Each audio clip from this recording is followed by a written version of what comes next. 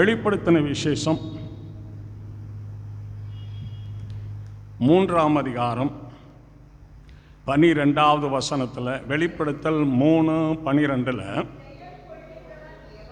ஜெயம் கொள்ளுகிறவன் எவனோ அவனை என் தேவனுடைய ஆலயத்திலே தூணாக்குவேன், அதில் நின்று ஒரு காலம் என செய்வதில்லை, நீங்குவதில்லை.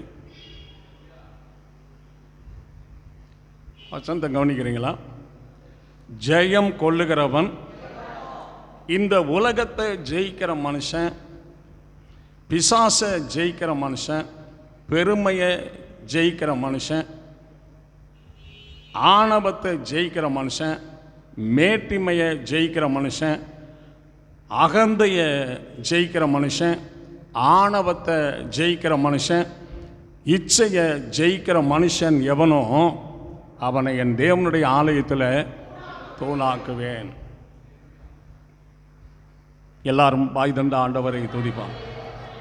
யாரோ ஜெயிக்கிறத வச்சு நம்முடைய தேவாலயத்தில் நம்ம தூணாக முடியாது. நம்ம ஜெயித்தா தான் நம்ம தேவாலயத்தில் என்ன செய்ய முடியும்? தூணாக்க முடியும். நம்ம ஜெயிக்கணும்.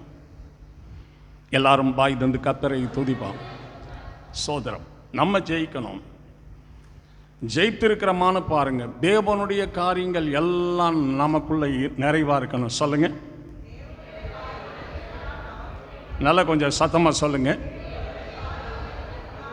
பிசாசுடைய காரியம் ஒன்று நமக்குள்ள இருக்கவே கூடாது. எது? பிசாசுடைய காரியம். பிசாசுடைய காரியம் என்னன்னு உங்களுக்கு நல்லா தெரியும். ஆண்டவரும் இறுதியிலிருந்து புறப்பட்டு வருகிறதே மனுஷன் என்ன செய்யும்?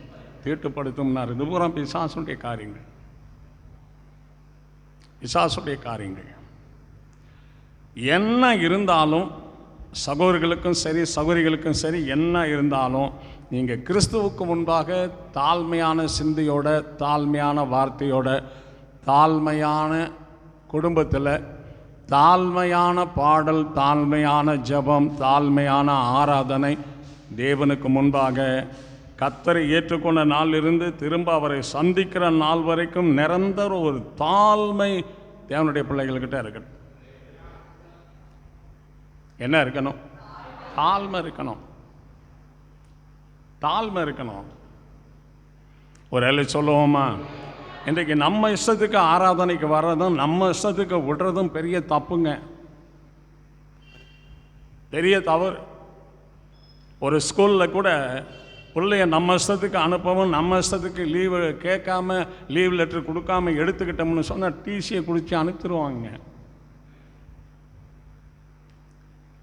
வேலைக்கு போகிறத லேட்டாக ஒத்துக்க மாட்டாங்க, ஸ்கூலுக்கு லேட்டாக அனுப்பினா ஒத்துக்க மாட்டாங்க. ஏசுநாதர் மாத்திரம் ஒத்துக்கிறான்னு நினைக்கிறீங்களா? ஒத்துக்குவாரா? ஒரு அள்ளி சொல்லுவோமா? இயேசுநாதர் நமக்கு சமமானவரா? இயேசுநாதர் நமக்கு கீழானவரா? இயேசுவு நம்மை விட பெரியவரா, மேலானவரா? யோசிக்கணும்ல. நாம் சிருஷ்டித்தது எது? நம்மால் சிருஷ்டிக்கப்பட்டது எது? நம்மால் உருவாக்கப்பட்டது எது? நம்மால் இந்த உலகம் அனுபவிக்கிறது எது? இன்னும் நாம் செய்யக்கூடிய புதிய காரியங்கள் என்னங்கிறத யோசிச்சு பாருங்க. சிறியவைகளானாலும் பெரியவைகளானாலும் எல்லாம் தேவனே செய்து கொண்டு இருக்கிறார். கரங்களை தட்டி எல்லாரும் ஆண்டவருக்கு நாம் நன்றி செலுத்துவோம். ஆமென்.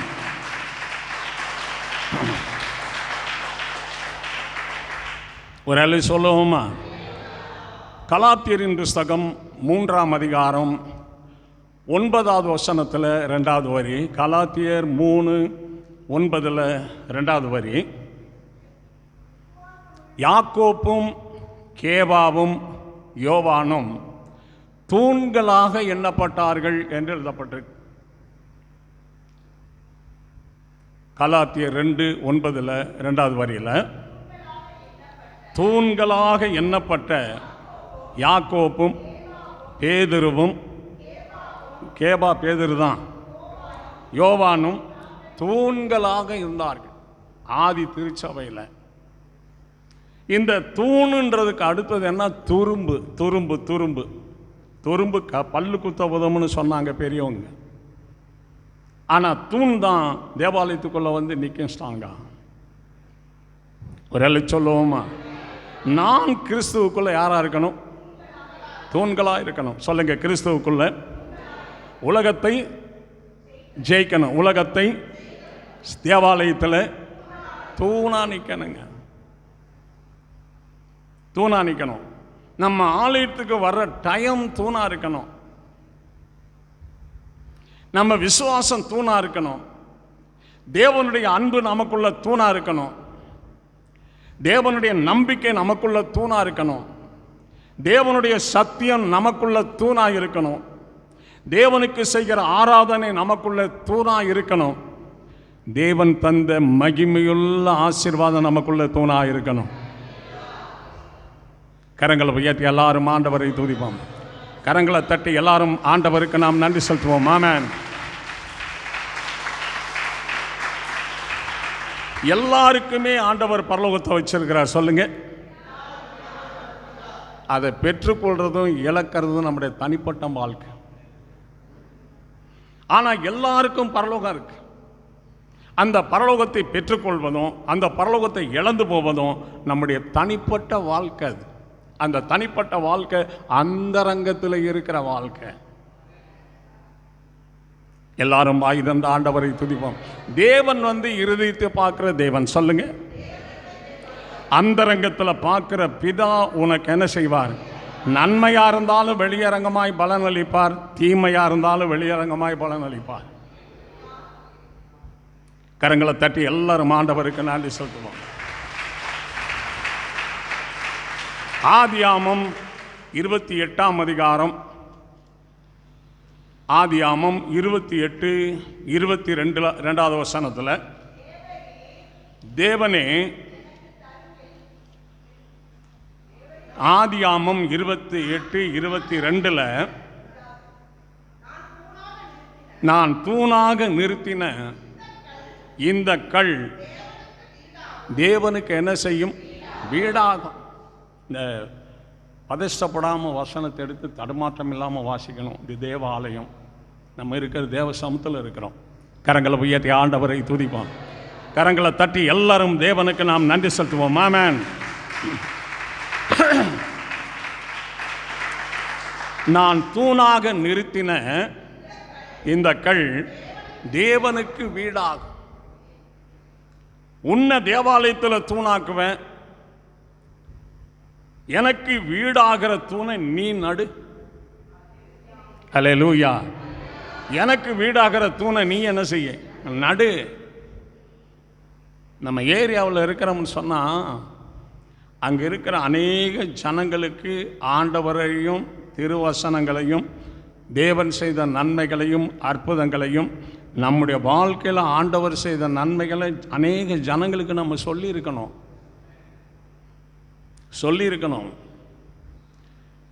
விளக்க கொளுத்தி மரக்காலில் வச்சு மூடன மாதிரி மூடி வச்சுக்கணும்னா நம்ம செய்கிற தவறு அது. கவனிக்கிறீங்களா? கவனிக்க பிரதர். ஆலயத்தில் தூங்குனீங்கன்னா கண்டிப்பாக சாபம் வரும். ஆலயத்தில் வெளிப்ப ஆராய்ச்சிங்கன்னா கண்டிப்பாக ஆசீர்வாதம் வரும். நீங்கள் இங்கே வெளிப்ப ஆராய்ச்சிட்டு வீட்டுக்கு போகிறதுக்குள்ளே வீட்டு உள்ளுக்கு ஆசீர்வாதம் தங்கியிருக்காங்க.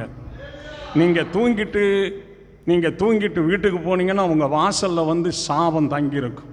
நீ நன்மை செய்தால் உனக்கு, நன்மை செய்யாதிருந்தால் எங்கே இருக்குமா? அதே போல் இந்த சாபமும் படுத்து கிடக்கு. என்ன செஞ்சாலும் விளங்காது, என்ன கேட்டாலும் கிடைக்காது, எங்கே போனாலும் காரியம் வாய்க்காது. எல்லாரும் வாய் தந்த ஆண்டவரை துதிப்போம். இந்த வசனத்துக்கு நடுங்குகிறவனையே நோக்கி பார்ப்பேன்னு ஆண்டவர் சொல்லியிருக்கிறார். தேவனுடைய வசனத்துக்கு பயந்து என்ன செய்யணும்? நடுங்கணும். தேவாலயத்தை குறித்த பயம் இருக்கணும், சத்தியத்தை குறித்த பயம் இருக்கணும், தேவனை குறித்த பயம் இருக்கணும், தேவ ஆலயத்தினுடைய டயத்தை குறித்த பயம் இருக்கணும். இது ஆண்டவர் இயேசுநாதருடைய ஆலயம். சொல்லுங்க. ஆண்டவர் இயேசுநாதருடைய டயம். அது பஸ்ஸுக்கு பஸ் டைம், ட்ரெயினுக்கு ட்ரெயின் டைம், ஃப்ளைட்டுக்கு பிளைன் டைம், ஸ்கூலுக்கு ஸ்கூல் டைம், கம்பெனிக்கு கம்பெனி டைம், மில்லுக்கு மில்லு டைம். இது தேவனுடைய டைம். அதில் கை வைக்கிறது நல்லது இல்லைங்க. கரங்களை உயர்த்தி எல்லாரும் ஆண்டவரை துதிப்போம். கரங்களை தட்டி எல்லாரும் ஆண்டவருக்கு நாம் நன்றி செலுத்துவோம். ஆமென். தேவனுக்குள்ளதான் மனுஷன் அடங்கி இருக்கணுமே தவிர மனுஷனுக்கு கீழே தேவனை அடக்க முயற்சி பண்ணக்கூடாது.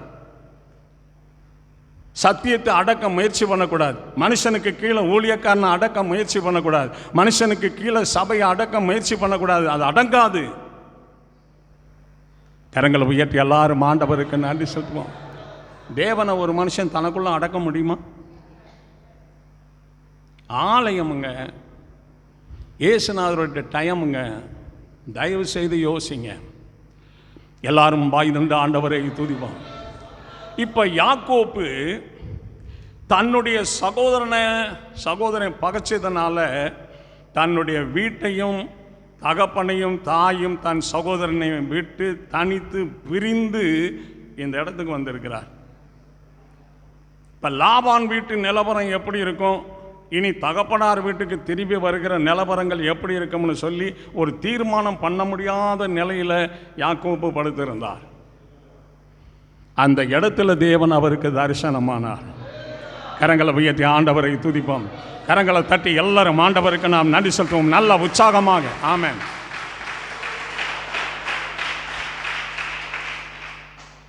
ஆதாமையும் ஏவாளையும் ஆசீர்வதித்தவர் யாரு?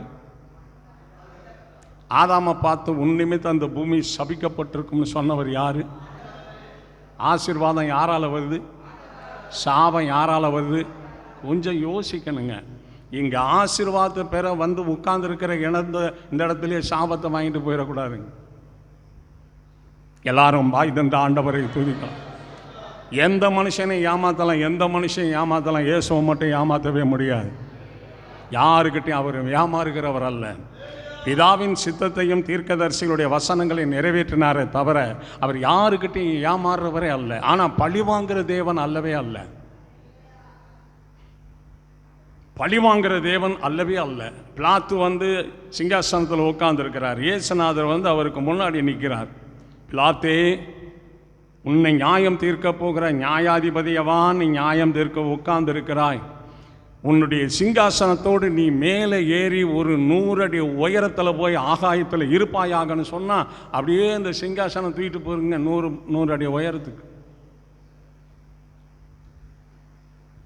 அவர் இறங்குன்னு சொல்லாமல் இறங்காதுங்க. கர்த்தர் வல்லமை உள்ளவருங்க, கர்த்தர் இரக்கம் உள்ளவருங்க. அவருடைய இரக்கத்தை நாம் பெறணுமே தவிர, இரக்கத்தை கை கொண்டு வாழணுமே தவிர இரக்கத்தை இழந்து போயிடக்கூடாதுங்க. கரங்களை உயர்த்தி எல்லாரும் ஆண்டவரை துதிப்போம். கரங்களை உயர்த்தினாக்கும் உயர்த்துறதுக்கு வர மாட்டேங்குது. பார்த்தீங்களா? தேவனுக்கு மகிமை உண்டார். அறிக்கை செய்து விட்டு விடுகிறவன், பாவங்களை மறைக்கிறவன், அறிக்கை செய்து விட்டு விடுகிறவன் இரக்கம் பெறுவான். இப்போ கூட அதை செஞ்சிடலாங்க. இப்போ கூட செஞ்சிடலாம். தன்னுடைய வாழ்க்கையின் துவக்கம், தனக்கு ஒரு நல்ல வாழ்க்கையின் துவக்கம் உண்டாகுவதற்காக இந்த ஆதியாமம் 28:22 நான் நிறுத்தின இந்த கல் தேவனுக்கு என்ன செய்யும்? வீடாக வாழ்க்கை ஆரம்பிக்கிறதுக்காக. ஆதியாமம் 31 வசனம் சொல்லும்போது கொஞ்சம் கவனிச்சு கேளுங்க. ஆதியாமம் 31:52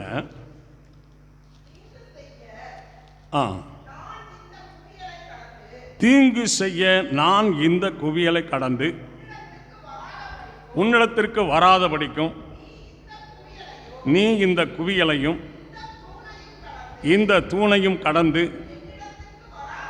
என்னிடத்திற்கு வராதபடிக்கும் இந்த குவியலும் சாட்சி, இந்த தூணும் சாட்சி. இப்போ யாக்கோப்பு தன் வீட்டிலிருந்து போகும்போது ஒரு தூணை நாட்டினார். 20 வருஷங்கள் லாபான் வீட்டிலிருந்து திரும்பி அவர் வரும்போது என்ன செய்தார்னா ஒரு தூணை நாட்டினார். ஒரு எல்லை சொல்லுவோமா? இந்த தூணு, முதல் தூணு வந்து வாழ்க்கையை தொடங்குவதற்கு. இந்த 2வது தூண் வந்து வாழ்க்கையை பெற்று 2 பரிவாரங்களை பெற்று மனைவி பிள்ளைகளோடு வரும்போது அந்த வாழ்க்கைக்குள்ள தீங்கு வரக்கூடாது, தீங்கு செய்கிறவன் வரக்கூடாது, தீங்கில் அழிந்து போகக்கூடாது. அதுக்காக அந்த தூணை நாட்டி உனக்கு தீங்கு செய்ய இந்த தூணை நான் கடந்து உன்னிடத்தில் வராதபடிக்கும், எனக்கு தீங்கு செய்ய இந்த தூணை கடந்து நீ என்னிடத்தில் வராதபடிக்கும் இந்த குவியலும் சாட்சி, இந்த தூணும் சாட்சி. அப்படின்னா ரட்சிக்கப்பட்ட பிறகு ஒரு சகோதரன் ஒரு சகோதரனுக்கு தீங்கு செய்கிறதோ, ஒரு சகோதரி ஒரு சகோதரிக்கு தீங்கு செய்கிறது இருக்கக்கூடாதுங்க. அப்படி தீங்கு செய்கிறோம்னு சொன்னால் நம்ம கிறிஸ்தவங்கன்னு சொல்லக்கூடாதுங்க. எல்லாரும் வாய் தந்த ஆண்டவரை துதிப்போம். எல்லாம் கரங்களை தட்டி தேவனுக்கு நாம் நன்றி செலுத்துவோம். ஆமென்.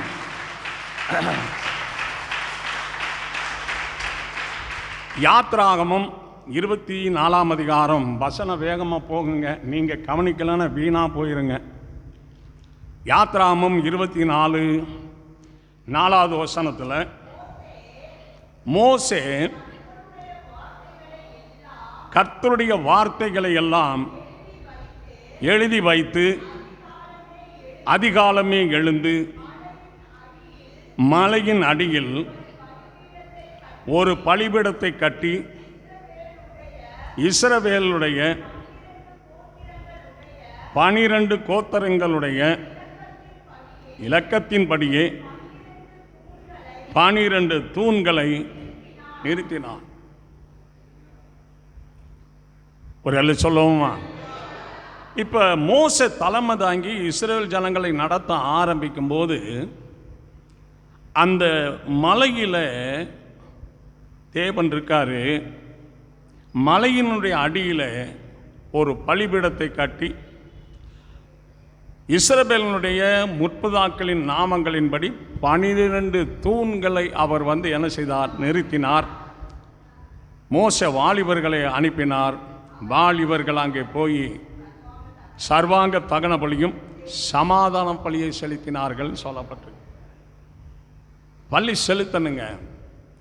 நம்ம சுயம் அழியாமல், சகோதரிகளுக்குள்ளே இருக்கிற சுயம், சகோதரிகளுக்குள்ளே இருக்கிற சுயம் அழிஞ்சாதான் தேவசித்தம் செய்ய முடியும். சுயம் அழியலைன்னா தேவசித்தம் செய்ய முடியாது. நம்ம இஷ்டத்துக்கு தான் வாழ்ந்துக்கிட்டு இருப்போம். தேவனுக்கும் அடங்காமல், சபையிலையும் அடங்காமல், குடும்பத்திலையும் அடங்காமல், கண்டமானிக்க காத்தடிச்ச மாதிரி வாழ்க்கை. எல்லாரும் பாய் தந்த ஆண்டவரை துதிப்பாங்க. காத்தடிச்ச மாதிரி வாழ்க்கை. சோதரம். ஆதியாமம் 3ஆம் அதிகாரம் 12வது வசனத்தில் கடைசி 2 வரியில், ஆதியாமம் 3:12 கடைசி 2 வரி,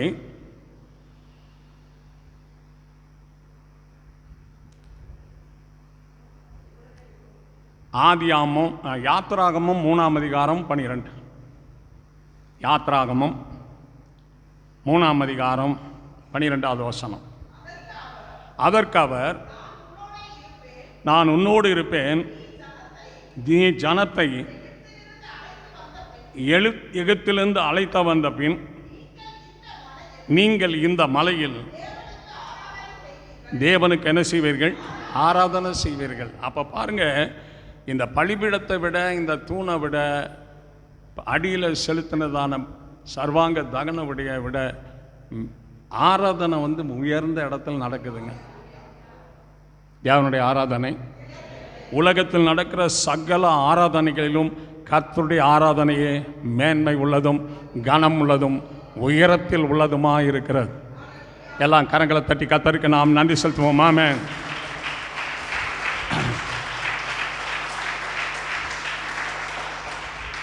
இந்த மூக்கில் நோஸ், மூக்கில் எல்லா வாசனையும் தெரியுங்க மூக்கில்.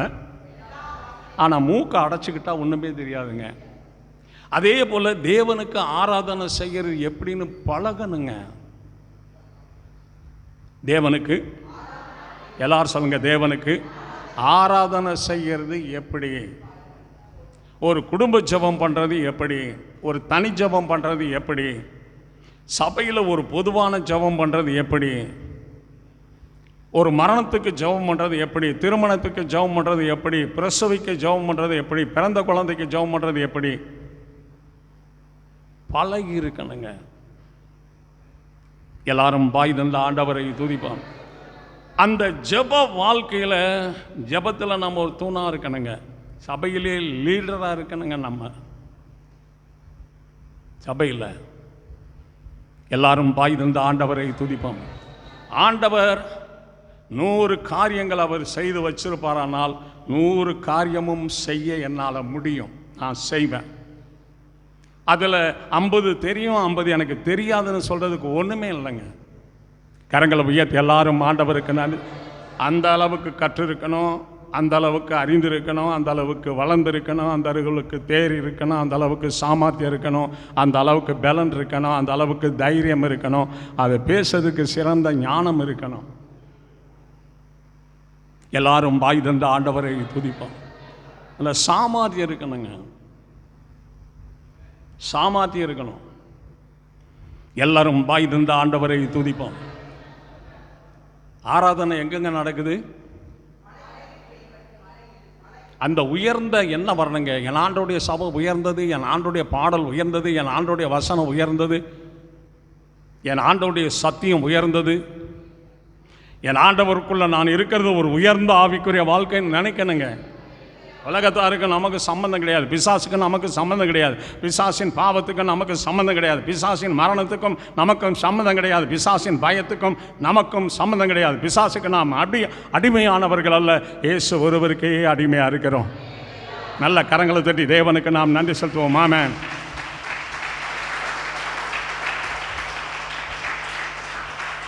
எத்தனை காலத்துக்கு இங்கே பலகீனனாவே இருக்கிறது, பலகீனமான சகோதரியாவே, பலகீன சகோதரனாவே எத்தனை காலத்துக்கு இங்கே இருக்கிறது?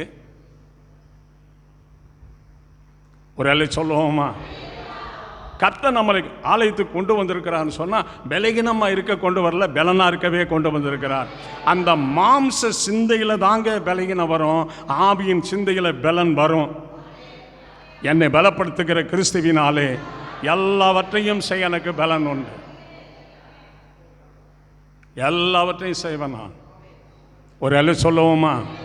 ஆமென். இயேசு ஒருவருக்கு மாத்திரம்தான் நான் பயப்படுவேன். சொல்லுங்க, சத்தமாக சொல்லுங்க.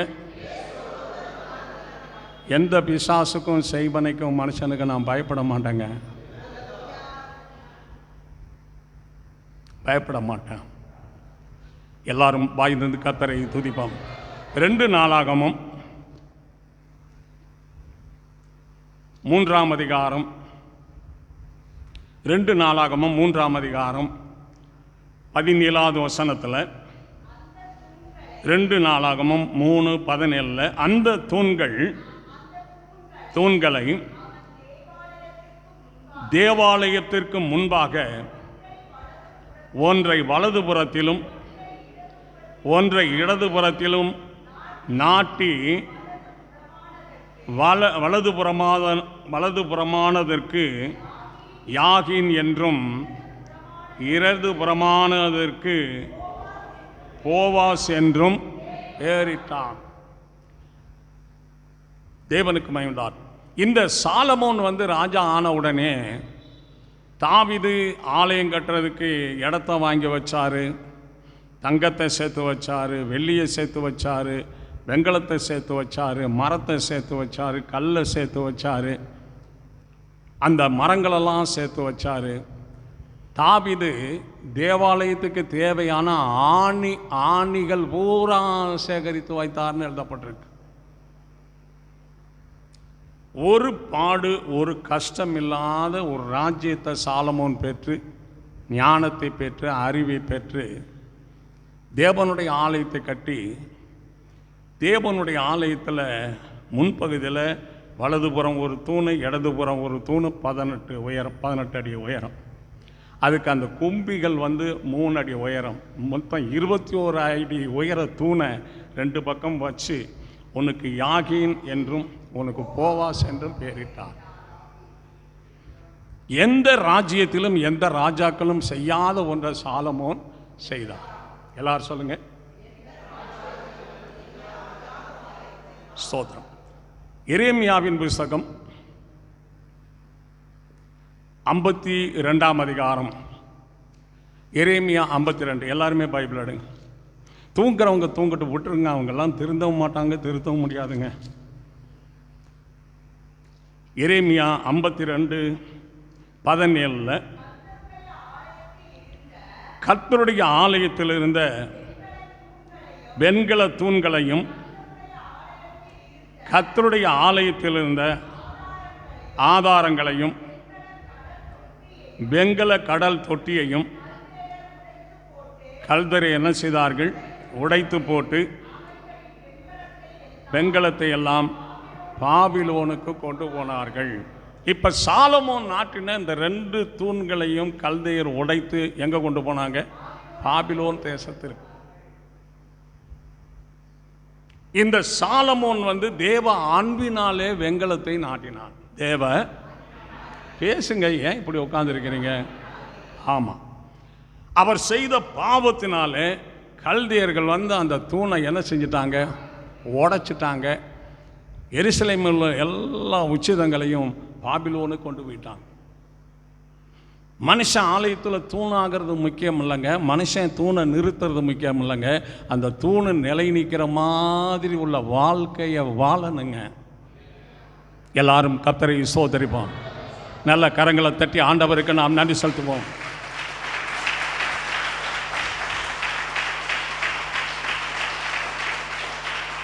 நல்ல ஒரு எதிர்காலம் இருந்தது, எதிர்காலம் இல்லாமல் போயிட்டு. நல்ல ஒரு வேலை இருந்தது, வேலை இல்லாமல் போயிடுச்சு.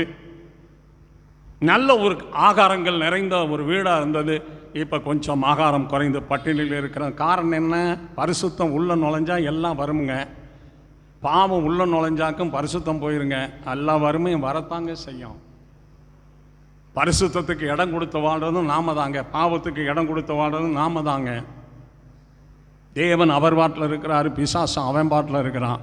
தேவனே நீர் என்னில் என்னை ஆசீர்வதினா அவர் வருவார். அதை விட்டுட்டு நான் அதிகமாக பாவம் செய்யணும்னு நம்ம நினச்சாலே பிசாசு அட்டன் பண்ணிடுவானுங்க. எல்லாரும் பாய் தந்த ஆண்டவரை துதிப்போம். அவன் யூதாஸ் அப்போஸ்தலனா இருக்க வரைக்கும் பிசாசு வரலைங்க. அந்த 30 காசை இச்சித்தான் சாத்தான் அவனுக்குள்ளே பூந்தான் இருக்குதுங்க. உங்களுக்குள்ளே இச்சை வந்தாலே சாத்தான் பூந்துருவான். சகோதரர்களாக இருந்தாலும் சகோதரிகளாக இருந்தாலும் 100 வருஷம் ஊழியம் செய்த ஊழியக்காராக இருந்தாலும் இச்சை வந்தால் சாத்தான் உள்ளம் பூந்துருவான். கிறிஸ்தவர்கள் தங்கள் மாம்சத்தையும் அதை ஆசை இச்சைகளையும் அங்கே போட்டு தள்ளிடணுங்க, அதை அங்கே அரைஞ்சிடணுங்க. தரையில் விடக்கூடாது, அந்த இச்சையை தூக்கி அங்கே அடிச்சிடணும். எல்லாரும் வாய் தந்து ஆண்டவரை துதிப்பான். நல்ல வாய் தந்து கத்தருக்கு வாயை திறந்து கத்தருக்கு ஸ்தோத்திரம் பண்ணுவான். ஏன்னா ஸ்தோத்திர பலியிடுகிறவன் இப்போ தேவனை ஆலயத்தில் உட்காந்து மகிமைப்படுத்துங்க. ஆண்டவர் மகிமைப்படட்டு. ஒரு எல்லாம் சொல்லுவோமா? இப்போ யாக்கோப்பு தூணை நாட்டினார், மோச தூணை நாட்டினார், சாலமோன் தூணை நாட்டினார். கொஞ்சம் யோசிச்சு பாருங்க. 2 சாமுவேல் 18ஆம் அதிகாரம், 2 சாமுவேல் 18, 2 சாமுவேல் 18:18 அப்போலோ உயிரோடு இருக்கையில் என் பேரை நினைக்க பண்ணும்படியாக எனக்கு குமாரன் இல்லை என்று சொல்லி ராஜாவின் பள்ளத்தாக்கிலே தனக்கென்று என்ன செய்தான்? ஒரு தூணை நிறுத்தினான். அந்த சாலமோனுக்கு ஆண் பிள்ளைகள் இல்லாதனாலும் சாலமோனுடைய பேரை நிலைநிறுத்துவதற்காகவும் நினைக்கப்படுவதற்காகவும் தனக்கென்று ஒரு தூணை என்ன செய்தான்? நிறுத்தினான். எல்லாரும் வாய் தந்து ஆண்ட இங்கே பாருங்க, வாய் திறந்து சோத்திரம் பண்ணிங்கன்னா அந்த வாய் ஆசீர்வதிக்கப்பட்ட வாயாக இருக்கு. இல்லைன்னா அந்த நான் சொல்ல மாட்டேன், அந்த சோத்திரம் பண்ணாத வாயை அந்த கதி ஆயிரும். கரங்களை உயர்த்தி எல்லாரும் ஆண்டவரை துதிப்போம். கரங்களை தட்டி எல்லாரும் ஆண்டவருக்கு நான் நன்றி செலுத்துவோம். ஆமென்.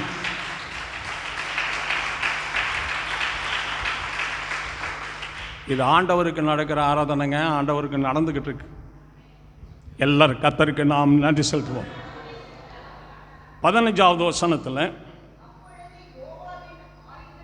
அப்பொழுது யோவாபின் 1000 தாரிகளாகிய 10 சேவகர் அப்சலோமை சூழ்ந்து அவனை அடித்து என்ன செய்தார்கள்?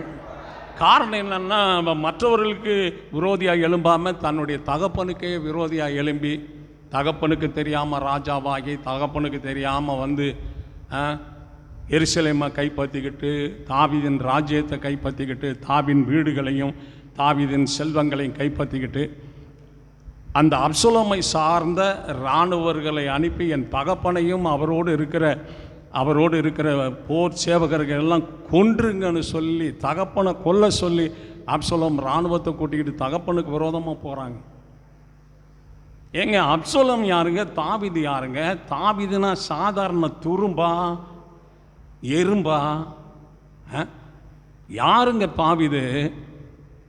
கரங்களை உயர்த்தி எல்லாரும் ஆண்டவரை துதிப்போம். சவுலு தாவீதை கொல்லணும்னு நினச்சாலும் செத்து போயிட்டாரு. அப்சலோம் தாவீதை கொல்லணும்னு நினச்சாலும் செத்து போயிட்டாரு. சீமையை கத்தரை தூஷித்ததுனால செத்து போயிட்டாரு. அகத்தோப்பியல் கத்தருக்கு விரோதமாக ஆலோசனை சொன்னதுனால அவரே போய் தூக்கு போட்டுக்கிட்டு செத்துட்டாருங்க. எந்த மனுஷனும் தாவீதை டச்சு பண்ண முடியாது. காரணம், தாவீது தேவனுக்காகவே வாழுகிற ஒரு தேவனுடைய மனுஷன். தேவனுடைய மனுஷனுக்கு விரோதமாக எழும்புகிற கர்த்தர் காலி பண்ணி தனக்காய் வாழுகிற பிள்ளைகளை அவர் பாதுகாக்கிற தேவனாக இருக்கிறார். தான் செட்டைகளின் நிழலில் வைத்து அவர் காப்பாற்றுவார். ஒரே நாள் வாழ்ந்தாலும் யாருக்கா வாழணும் சொல்லுங்க? உங்களுக்கு 85 வயசு வரட்டுங்க, அப்போ உங்கள் நிலப்புறம் என்னான்னு தெரியும். 85 வயசில் எப்படி நான் கிறிஸ்துவுக்கா இடி முழங்குறேன்னு உங்களுக்கு தெரியும். கரங்களை உயர்த்தி எல்லாரும் ஆண்டவரை துதிப்போம். கரங்களை தட்டி தேவனுக்கு நன்றி சொல்லுவோம். ஆமென்.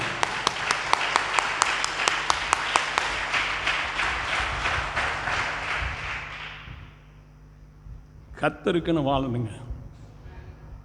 அப்படி சாப்பிட்டா வந்தாலும் பிசாசு போடா செத்த நாய் போயில போடாங்கிட்டு, கர்த்தருடைய பிள்ளடா நான். ஆண்டவருக்கு தாண்டா என் வாசல் திறந்திருக்கும். உனக்கெல்லாம் பிசாசு என் ஜன்னல் கூட திறந்திருக்காரா? வாழணுங்க, வாழணும். ஒரு எல்லை சொல்லுவோமா? பரலோகமே உம்மை துதிப்பதா, கர்த்தாவே அங்கே வாழ்கிறீ, உம்மாலயத்தில் உம்மை துதிக்கிறோ. மெதுவா பாடுங்க. கர்த்தாவே எழுந்தருளும், துதிக்கிறோ ஒன்றாக கோடி அல்லேலூயா துதிக்கிறோம்.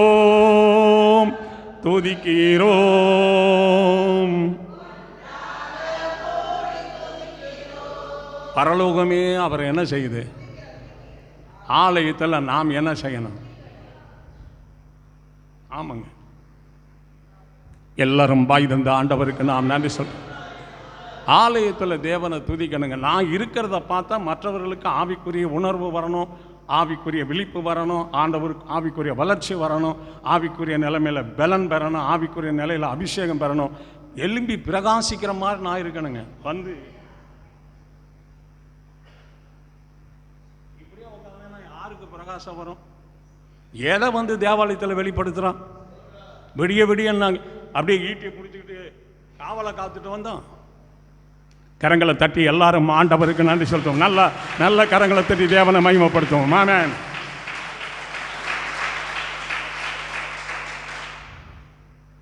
இது பயன்படுற காலமுங்க. இயேசுவுக்காக இது பயன்படுற காலம். நீங்கள் பயன்படாமல் போனீங்கன்னா அது உங்களுக்கு பயன்படாது. காலத்தை என்ன செய்யுங்க? பிரயோஜனப்படுத்துங்க. சாலமோன் தூண் நிறுத்தினாரு, கல்தேர் உடைச்சி பாபிலோனுக்கு அள்ளிக்கிட்டு போயிட்டாங்கங்க. இவர் தூணு நட்டு என்னங்க பிரயோஜனம்? இவர் இச்சையில் துரும்பாக வாழ்ந்துக்கிட்டு இவர் போய் தூணு வச்சா விளங்குமாங்க?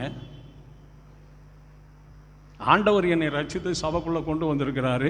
தேவனை அறியாத காலம் இருந்தது, சத்தியத்தை அறியாத காலம் இருந்தது, பாட தெரியாத, ஜெபிக்க தெரியாத வாழ்க்கையில் நான் ஒரு வயசு குழந்தை விழுந்து எந்திரிச்சு அழுதுகிட்டு நடக்கிறது போல் ஒரு வயசு பையனை ஆலயத்திலேருந்து நான் விழுந்து எந்திரிச்சு தாங்க வளர்ந்து வந்தேன். அப்போ தேவனை அறிந்த பிறகு, சத்தியத்தை அறிந்த பிறகு ஒரு ஸ்ட்ராங்கான தூண் போல சபையில் இருக்கணுங்க. அவர் ஒருத்தருக்கே பிரயோஜனமாய். எல்லாரும் பாய் தந்த ஆண்டவரை துதிப்போம். அவர் ஒருத்தருக்கே பிரயோஜனமாய். சோதரம்.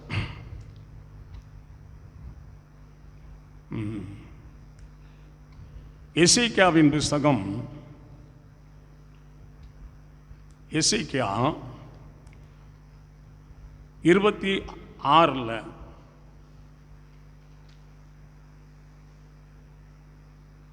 7வது வசனத்தில் கர்த்தராகிய ஆண்டவர் சொல்லுகிறது என்னவென்றால், ராஜாதி ராஜாவாகிய நேபுகாத் நேஜர் என்னும் பாபிலோன் ராஜாவை வடக்கே இருந்து குதிரைகளோடும் ரதங்களோடும் குதிரை வீரரோடும் கூட்டத்தோடும் ஜனத்தோடும் தீர்வுக்கு விரோதமாக அனுப்புவேன். இங்கே பரிசுத்தமாக இருந்தால் தேவன் வருவார், தேவதூதர்கள் வருவாங்க, ஏனிலே ஏறுகிறவர்களும் இறங்குறவர்களுமா இருப்பாங்க. தேவனுக்குன்னு வாழ்ந்தால் எல்லாமே என்னப்படி, என்னாலையும் ஏன் பேச்சுப்படி, எல்லாமே ஏன் போக்கும்படி, என்னாலே ஏன் வரத்தின்படி, எல்லாமே என் விருப்பத்தின்படி செய்துக்கிறதா அவருக்கு என்னங்க வேலை? சின்ன குழந்தை அவரு. வீட்டில் நான் ஒரு அதிகாரி போல் நடந்துக்கிறேன், சர்ச்சிலையும் அதிகாரி போல் நடந்துக்கிறேன்னு, வானத்திலும் பூமியிலும் சகல அதிகாரம் எனக்கு கொடுக்கப்பட்டிருக்குன்னு சொல்லியிருக்கிறாரே, அவருக்கு என்ன வேலை? நாம் அதிகாரியாக இருந்தா எல்லாரும் வாய் தந்து ஆண்டவரை துதிப்பாங்க. ஒரு எல்லை சொல்லுவோமா? ஆண்டவருடைய நாமத்தை நாம் மகிமைப்படுத்தணுங்க. ஆராதனை விடுறதை குறித்து தயவு செய்து நீங்கள் பயந்து வாழணும். பயம் இல்லாமல் ஆராதனைக்கு வர்றதும், பயம் இல்லாமல் இஷ்டத்துக்கு ஆராதனை விடுறது தப்புங்க. நமக்கு ஒரு வீடு இருக்குது, எங்கே போனாலும் நம்ம வீட்டுக்கு தான் வருவோமே தவிர, எங்கேயெல்லாம் வீடு இருக்கா அங்கேயெல்லாம் போய் நம்ம தங்கிக்கிட்டு இருக்க முடியாதுங்க. நமக்கு ஒரு தேவன் இருக்கிறார், எங்கேயெல்லாம் போனாலும் அவர் ஒருத்தர் தான் என்னுடைய தேவன். நமக்கு ஒரு சபையை கொடுத்துருக்கிறார், எங்கே போனாலும் நான் பிறந்த வீடு எனக்கு சொந்தம் போல நான் பிறந்த சபை எனக்கு சொந்தம். எல்லாரும் வாய் தந்த ஆண்டவரை துதிப்போம். தேவனுடைய ஆதரவுக்குள்ள வாழணுங்க, தேவனுடைய ஐக்கியத்துக்குள்ள வாழணும், தேவனுடைய உண்மைக்குள்ள வாழணும், தேவனுடைய தாழ்மைக்குள்ள வாழணும், தேவனுடைய கீழ்ப்படிதலுக்குள்ள வாழணும், தேவனுடைய கிருபைக்குள்ள வாழணும், தேவனுடைய ஆசீர்வாதம் நிரம்பி வழிகிற மாதிரி வாழணுங்க. இன்னைக்கு எல்லா விசுவாசிகளுமே 8 மணிக்கு மேலே தாங்க ஆராதனைக்க வர்றாங்க.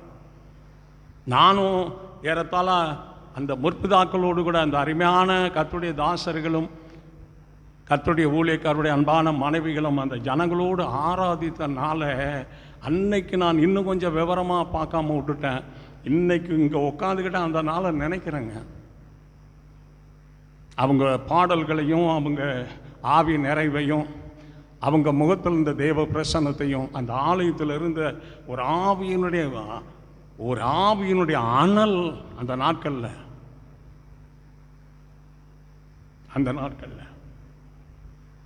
எல்லாரும் பாய் தந்த ஆண்டவரை துதிப்போம். இப்போ தாவீது சொன்னார், உற்சாகமான ஆவி என்னை, உலகத்தின் ஆவி நமக்குள்ள இருக்கக்கூடாது. தேவனிடத்தில் வந்த தேவனால் அனுப்பி தந்த ஆவியானவர் நமக்குள்ள இருக்கணும். எல்லாரும் வாய் தந்த ஆண்டவரை துதிப்போம். தேவனுக்கு மகிமை உண்டாகும். நான் தேவனுடைய மனுஷன் சொல்லணும். என்ன? நான் தேவனுடைய மனுஷன் சொல்லணும். சத்தமாக சொல்லுங்க. என்னம்மா தேவனுடைய மனுஷன் சொன்ன உடனே போலீஸ் அரெஸ்ட் பண்ணி கொண்டுட்டு போகிற மாதிரி சொல்லிக்கிட்டு இருக்கிறீங்க? சொல்லுங்க, நான் தேவனுடைய மனுஷன், நான் தேவனுடைய மனுஷி, நான் உலகத்தில் வாழ்றது இயேசுவுக்காக வாழ்ந்து கொண்டு இருக்கிறேன். இங்கே மறிப்பேனால் என் இயேசுவோடு கூட போய் வாழ்வேன். இதுதான் அங்கே பரிசுத்தவான்களுடைய ரகசியங்கள். எதுக்குமே பிரயோஜனம் இல்லாமல் இருந்த எப்படிங்க ஆகிறது? கிழிஞ்ச கொடையை போல, பிஞ்ச செருப்பை போல, தேஞ்ச விளக்காமாத்த போல எதுக்குமே பிரயோஜனம் இல்லாமல் இருந்தால் என்ன பிரயோஜனம்? ஏதாவது ஒன்றில் கிறிஸ்துவுக்கு நாம் என்ன செய்யணும்? பிரயோஜனமாக இருக்கணுங்க.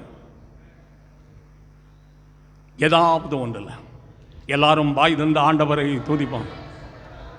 சோதரம் அந்த எசேக்கியேல் 7:26 11வது வசனத்தில், தன் குதிரைகளின் குளம்புகளினால் உன் வீதிகளை எல்லாம் மிதிப்பான், உன் ஜனத்தை பட்டயத்தினால் கொன்று போடுவான், பலவான தூண்கள் தலையில விழுந்த பெயர். ஞானத்தில் பலவான், பேச்சில் பலவான், அறிவில் பலவான். ஒரு எல்லை சொல்லுவோமா? ஒரு மனுஷன் இருக்கும்போது அந்த மனுஷனுக்கிட்ட தான் பலவான் மாதிரி காமிக்கிறவங்க நிறைய பேர் இருப்பாங்க. எல்லாருக்கும் பேச தெரியும், எல்லாருக்கும் அடிக்க தெரியும், எல்லாருக்கும் எல்லாமே தெரியும். ஏன் பேசாமல் இருக்கான்னா அந்த உத்தமருக்கு பயந்து பேசாமல் இருக்கிறாங்க. கரங்களை தட்டி எல்லாரும் ஆண்டவருக்கு நன்றி செலுத்துவோம். ஆமென். நல்லா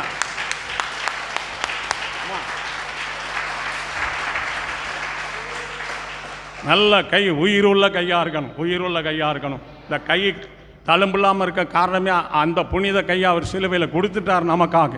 இதில் போல் கிடையாது பாருங்க, ஓட்டை கிடையாது இந்த கையில். அவர் கையில் இன்னைக்கும் ஓட்டை இருக்குங்க, விரல் விடுற மாதிரி. பாடுபட்டவர் அங்கே அமைதியாக உட்கார்ந்து இருக்கிறார். இங்கே ஆலயத்துக்குள்ளே வந்தால் நாம அமைதியாக உட்காந்தோம்னா அவர் எப்படி மகிமைப்படுவார்?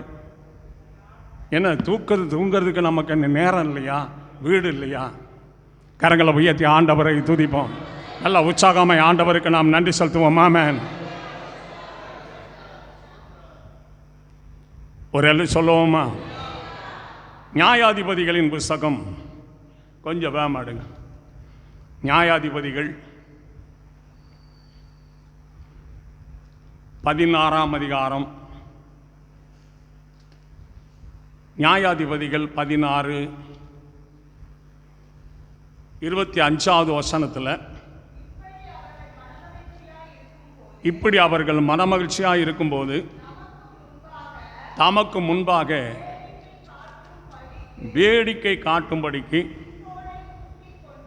சிம்சோனை கூட்டிக் கொண்டு வாருங்கள் என்றார்கள். அப்பொழுது சிம்சோனை, எங்க இருந்துங்க? இவர் யாருங்க? இவர் யாரு? நியாயவான், நியாயாதிபதிங்க. இஸ்ரவேலுக்குள்ள 12 கோத்திரத்திலும் தலை சிறந்த பிரதான பலவான்ங்க, பிரதான பலவான்ங்க. இவர் நியாயாசனத்தில் இருக்க வேண்டியவர் இப்போ எங்கே உட்கார்ந்துருக்கிறாரு? சிறைச்சாலையில். யாருடைய சிறைச்சாலையில்? பெலிஸ்தனுடைய சிறைச்சாலை, விக்கிரகாராதனை பண்ணுறவனுடைய சிறைச்சாலை, விருத்த சேதனை இல்லாதவனுடைய சிறைச்சாலையில் போய் உட்காந்துருக்காருங்க, கைதிகளுக்கு மாவாட்டிக்கிட்டு. அந்த சிம்சோன் இது வெக்கம்னு நினைக்கலங்க, இது வெக்கக்கேடுன்னு நினைக்கலங்க. அங்கே இஸ்ரவேலில் எத்தனையோ கன்னிகைகள் இருக்காங்க, யூதாவில் அநேக பெண்கள் இருக்காங்க. இந்த கூமுட்டை இதில் ஒன்றை பார்த்து முடிக்காமல் நேராக போயிட்டாங்க திம்னாத்துக்கு போகும்போது தாழ்மையாக போல திம்மராக போயிட்டான் திம்னாத். தகப்பன் தாய் சொல்கிறாங்க, இஸ்ரவேலில் ஒரு பெண் இல்லையா உனக்கு? உன் சகோதரர் வீட்டில் இல்லையா? இப்படி விருத்த சேதம் இல்லாதவனத்துக்கு போறியா அப்படின்னா, அவள் என் கண்ணுக்கு பிரியமானவள். சிம்சோன் அங்கே போனவனே முதல்ல இழந்தது எது? அந்த அந்த பெண்ணை இந்த மீன் பிடிக்கிறவன் தூண்டிய உள்ள போடும் மேலே நெட்டியை மிதக்க வச்சுக்கிட்டு இருக்கிற மாதிரி அந்த திம்னாத்து பெண்ணை காமிச்சு இவனை அங்கே கொண்டு போய் கண்ணை பிடுங்கி விட்டாங்க பிசாசு, உயிரோட 2 கண்ணையும். இவர் இஸ்ரவேலில் ஒரு தூணாக இருந்தாருன்னா போயிருக்க மாட்டாருங்க, தூணாக இருந்தால் போயிருக்க மாட்டார். இவர் ஒரு இச்ச தூணு,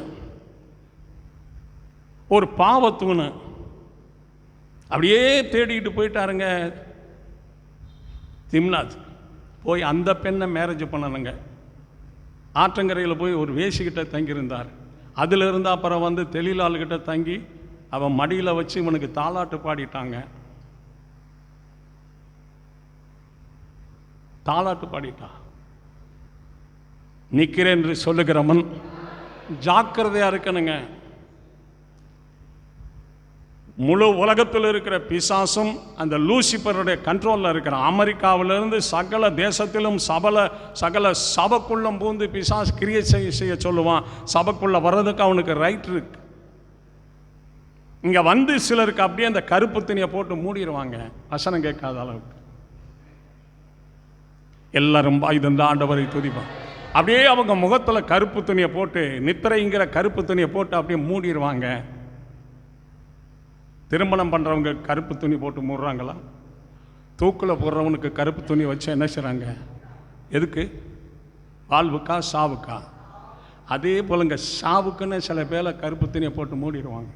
அப்படியே கண்ணை திறக்க முடியாதுங்க, கண்ணை திறக்க முடியாது. சாத்தான் சரியான பிடிச்சு வச்சிருக்கிறான் அதுக்குள்ள. இப்பிரபஞ்சத்தின் தேவனானவன் அவர்கள் மனக்கண்ணை என்ன செய்தான்? அப்படிதான். கரங்களை உயர்த்தினா எல்லாரும் உயர்த்தி ஆண்டவருக்கு நன்றி சொல்லணும். எல்லாரும் கரங்களை தட்டணும்.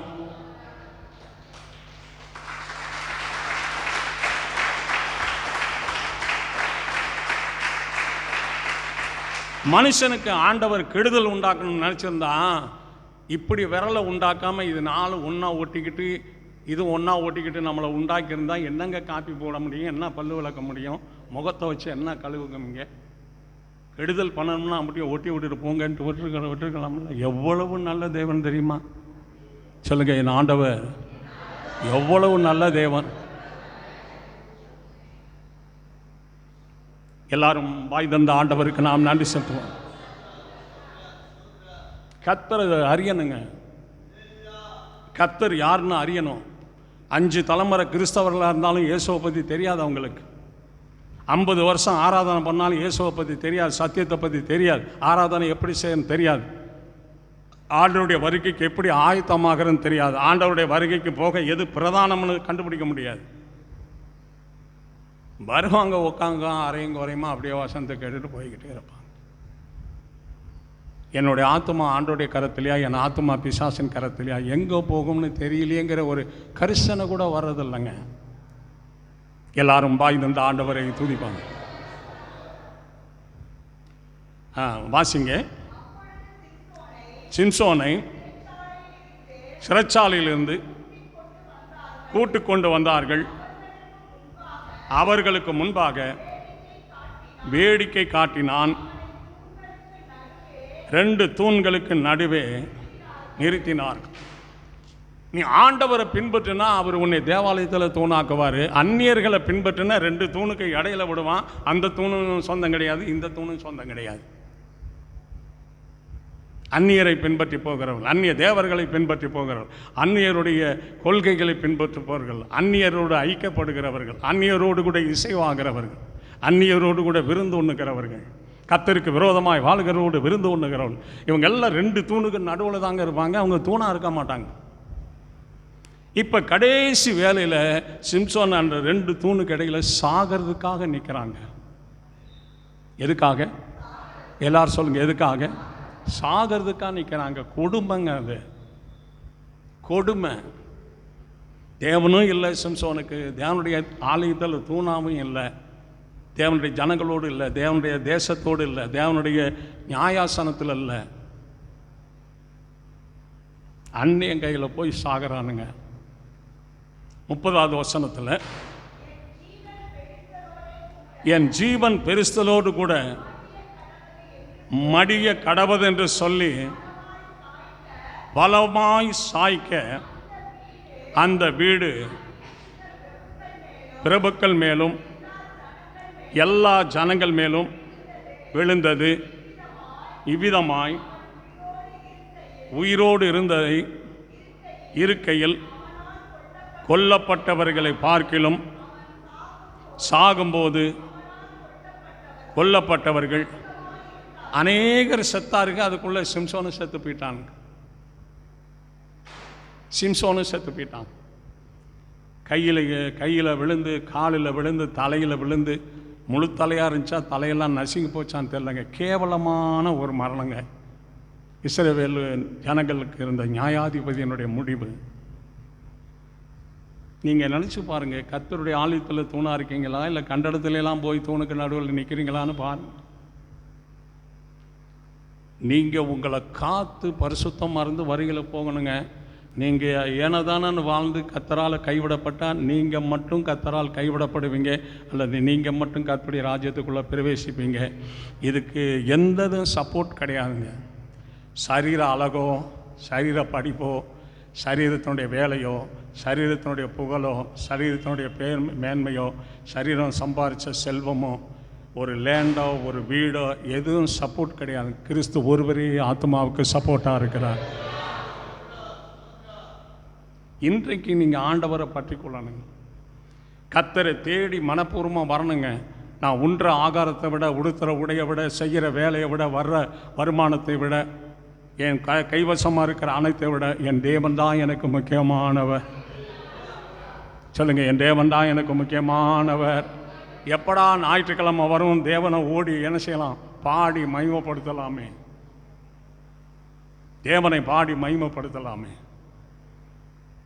என் மனைவி கத்தட்ட வரணும், என் மகன் கத்தட்ட வரணும், என் புருஷன் கத்தட்ட வரணும், என் மக கத்தட்ட வரணும், எல்லாரையும் வழி நடத்தணும். அப்படி இருக்கணுங்க. வீட்டுக்குள்ளேயே ஒரு ஐக்கியம் கிடையாதுங்க. அப்படியே வீடு ஒரு வீடு மாதிரி, எல்லாரும் ஒரு வீட்டார் மாதிரி இருந்தாலும் வீட்டுக்குள்ளே பிசாசு பிச்சு பிச்சு பிச்சு பிச்சு அவர் முகத்தை இவர் பார்க்காம, இவர் முகத்தை அவர் பார்க்காம, இவரோட பேசாமல் அவரோட பேசாமல் அந்நியர்கள் போலவே குடும்பத்தில் சில குடும்பத்தில் வாழ்ந்துக்கிட்டு இருக்கிறாங்க. அந்த குடும்பங்களுக்குள்ள குடும்ப ஜெபம் கிடையாது, குடும்பத்துக்குள்ள தேவனுடைய பாடல் கிடையாது, குடும்பத்துக்குள்ள தேவனுடைய வசனம் வாசிக்கப்படுறதில்லை. சில குடும்பத்தில் ஒரு அல்ல சொல்லுவோமா? ஆம்.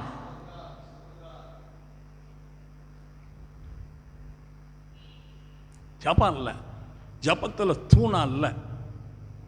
குடும்பத்தில் குடும்ப தலைவன் தூணா இருக்கணும், குடும்ப தலைவி தூணா இருக்கணும். பிள்ளைகள்லாம் கிறிஸ்துவின் தூணுகளாய் மாற்றணும். பாடுனா சும்மா சூப்பராக பாடணும் நம்ம பிள்ளைங்க. ஜபம் பண்ணுனா சபை அதர்ற மாதிரி நல்ல கர்த்தர் சமூகத்தில் கம்பீரமான ஒரு பாடல், ஒரு ஆராதனை, ஒரு ஜபம் பண்ணணும். அந்த நம்ம ஜபத்தில் உபயோகப்படுத்துகிற வார்த்தைகளை அவர்கள் கேட்டாங்கன்னா நின்று கேட்கணுங்க. எல்லாருமே ஜபிக்கிறாங்கங்கிற மாதிரி இந்த வார்த்தையினுடைய கிருபை உள்ள வார்த்தைகளை வச்சு நம்ம ஜபம் பண்ணணும்.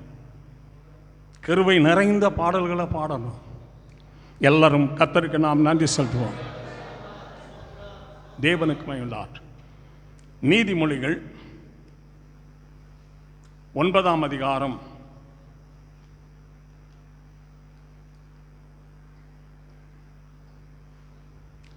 9:1-6 வசனம் முடிய,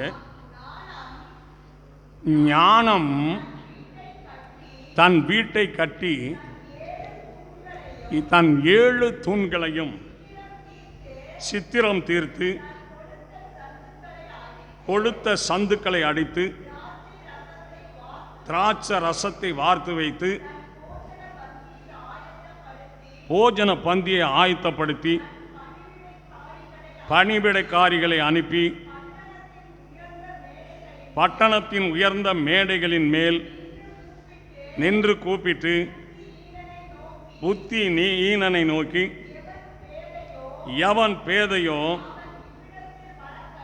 இவ்விடத்தில் வரக்கடவன், நீங்கள் வந்து அப்பத்தை புசித்து நான் வார்த்த திராட்சை ரசத்தை பானம் பண்ணுங்கள், பேதமையை விட்டு விலகுங்கள், அப்பொழுது பிழைப்பீர்கள், புத்தியின் வழியிலே நடவுங்கள் என்று விளம்புகிறது.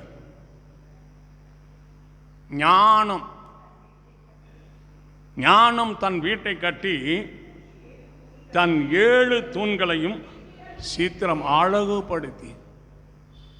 ஞானம் ஒரு எல்லை சொல்லுவோமா? ஞானம். நான் ஆண்டவருக்குள்ள எல்லா காரியங்களையும் ரொம்ப ஸ்பீடாக இருப்பேங்க. பெருமைக்கு சொல்ல கர்த்தர் என்னை மன்னிக்கணும். அப்போ வெள்ளூட்டில் இருந்து ஜோசப்னு ஒரு பிரதரு, நான் ஞானஸ்தானம் எடுத்த அன்னைக்கு அவரும் நானும் 2 பேர் மட்டும்தான் எடுத்தோம். அவர் என்கிட்ட சொல்கிறாரு, முந்திரி கொட்டை மாதிரி கிறிஸ்துவ காரியத்தில் எல்லாவற்றிலும் நீ இந்த மாதிரி வேகமாக போகிற, கடைசி வரைக்கும் உன்னால் நிலை நிற்க முடியாதுன்னு சொன்னார். நான் ஜோசப் பேசலை, அவர் மூலமாக பிசாசு பேசுகிறான்னு மனசில் வச்சுக்கிட்டு, நீ விழுந்தாலும் நான் நிற்பேன் அப்படின்னு சொன்னேன். எல்லாரும் வாய் தந்த ஆண்டவரை துதி. நீ விழுந்தாலும் நான் நிற்பேன்னு சொன்னேன்.